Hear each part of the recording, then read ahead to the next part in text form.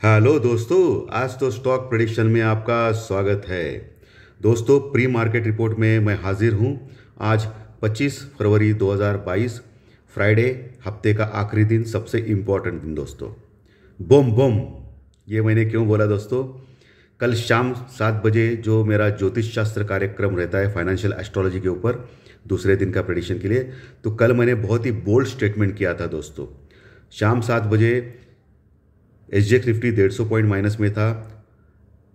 Dough future भी 450-500 point minus में थे। रशिया ने यूक्रेन के ऊपर हमला किया था।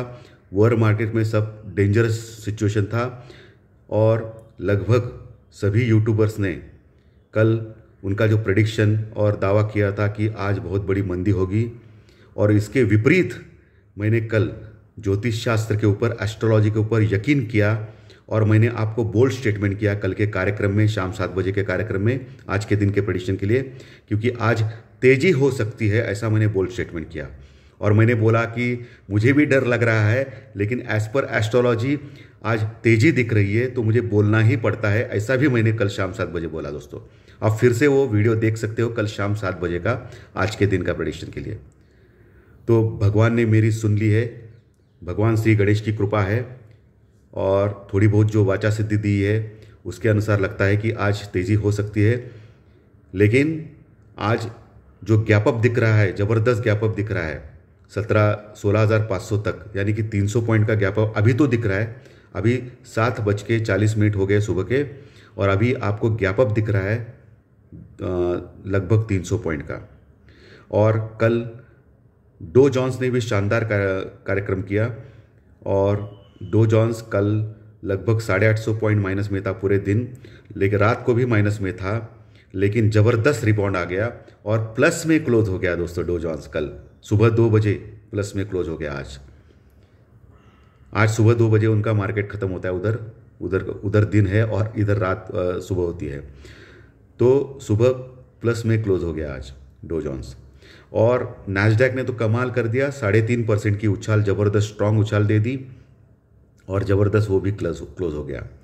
और हमारा एसजीएक्स निफ्टी अभी 300 पॉइंट प्लस में दिखा रहा है 16,500 तक। कल का क्लोजिंग 16,200 के ऊपर था दोस्तों। तो अच्छा गैप अप मिल सकता है, ऐसा दिख रहा है अभी तो लेटेस्ट पोजीशन। ये क्यों हो गया?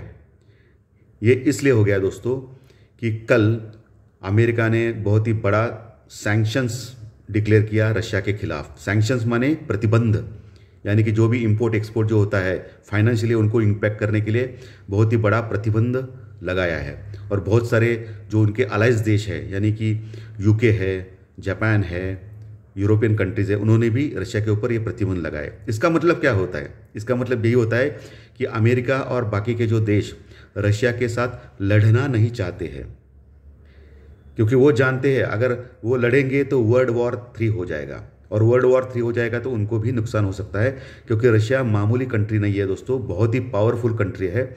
अमेरिका के बाद रशिया का ही नाम आता है पावरफुल कंट्री में पूरे वर्ल्ड में। और अगर रशिया लड़ने लगा और दूसरा वॉर हो गया तो चाइना भी रशिया को मिल सकता है, और चाइना भी बहुत ही पावरफुल है। तो रशिया और चाइना ये दोनों मिलके पूरे अमेरिकन और इसके ऊपर भारी पड़ सकते हैं। इसके लिए वो लड़ना नहीं चाहते हैं, इसके लिए उन्होंने प्रतिबंध लगाया। इसका मतलब रशिया और बाकी के देशों ने सरेंडर किया।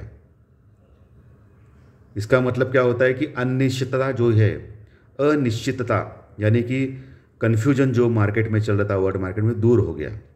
इसके लिए वर्ल्ड मार्केट ने रिबाउंड किया कल रात को, और वो अभी हम लोग एसजीएक्स निफ्टी पे देख रहे हैं। लेकिन ये तेज़ी सस्टेन हो पाएगी या नहीं, ये सबसे इंपॉर्टेंट चीज़ है। सस्टेन हो पाएगी या नहीं, ये सबसे इंपॉर्टेंट चीज़ है। जब तक 16,800 के ऊपर हमारा 2 बार क्लोजिंग नहीं होता है, तब तक मार्केट थोड़ा सा स्टेबल नहीं रहेगा, सेल ऑन राइज ही रहेगा। 16,800 के ऊपर भी सेल ऑन राइज रहेगा। कब तक? 17,250 के पास तक।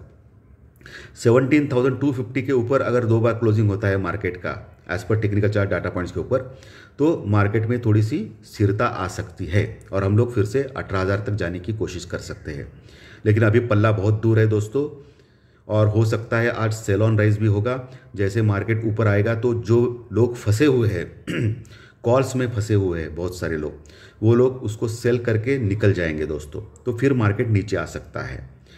लेकिन स्टार्टिंग में तो भगवान ने मेरी सुन ली तेज़ी की, ये अच्छी बात है। पूरा दिन देखेंगे क्या हो सकता है।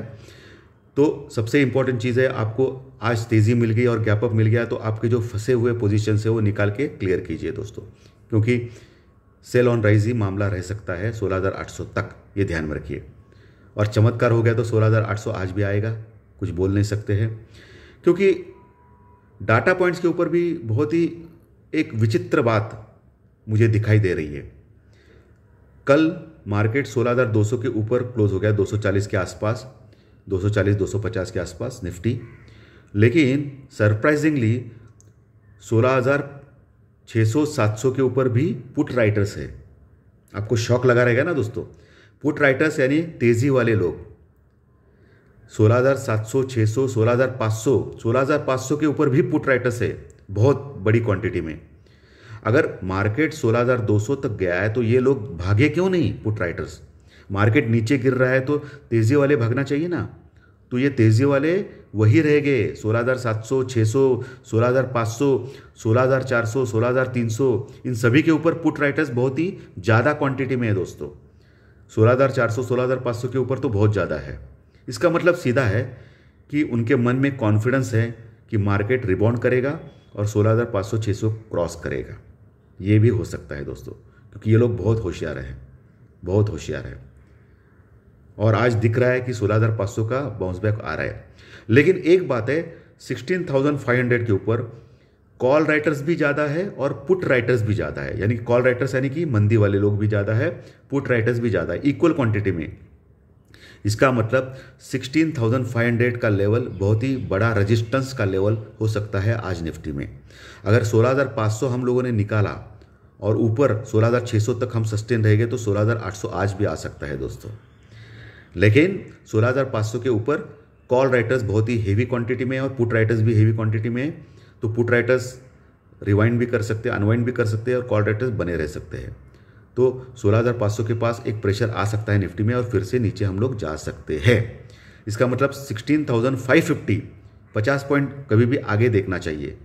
तो 16,550 के आसपास तक अगर उसके ऊपर निफ्टी आ गया और आधा घंटा टिक गया तो ये कॉल राइटर्स सब लोग भाग सकते हैं। तो 16,550 ये बहुत ही बड़ा रेजिस्टेंस लेवल आज के दिन के लिए निफ्टी में रहेगा। ओके दोस्तों, बैंक निफ्टी 36,000 के ऊपर क्लोज हो गया। बैंक निफ्टी में पहला जो रेजिस्टेंस लेवल रहेगा वो 36,850 का रहेगा दोस्तों, वो ध्यान में रखिए। 36,550 के आसपास थोड़ा सा हल्का सा रेजिस्टेंस है, क्योंकि 36,500 के ऊपर भी कॉल राइटर्स मौजूद है। लेकिन मुझे लगता है 36,850 का लेवल जो है वो सबसे इंपॉर्टेंट रह सकता है बैंक निफ्टी में ऊपर के लेवल में। नीचे बैंक निफ्टी में 35,500 का मजबूत सपोर्ट है।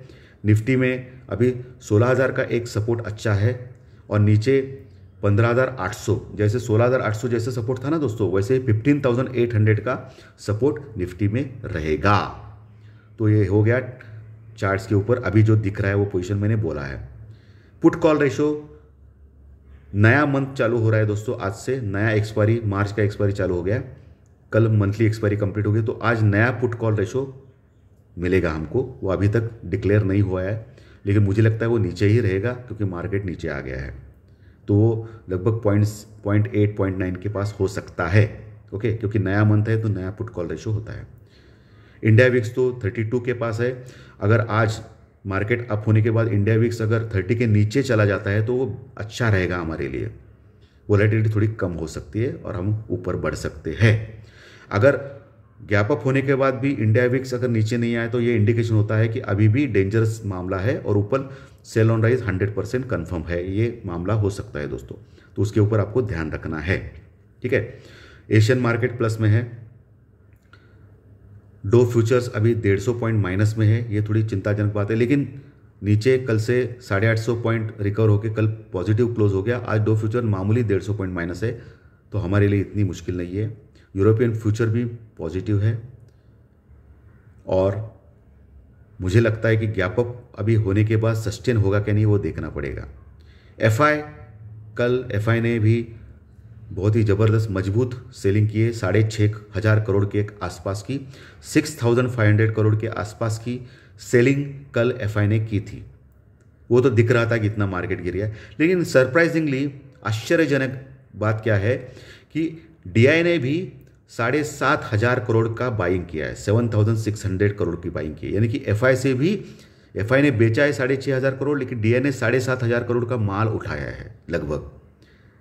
इसका मतलब एक्चुअली मार्केट इतना गिरना नहीं चाहिए था।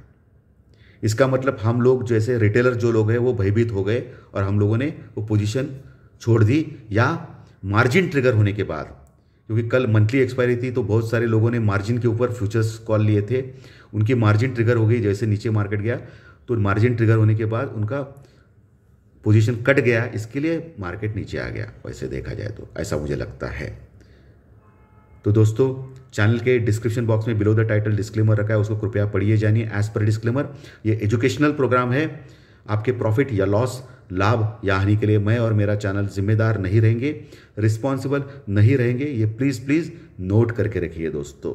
ओके दोस्तों, और आशा करता हूँ आज के कंटेंट अच्छे लग रहेंगे।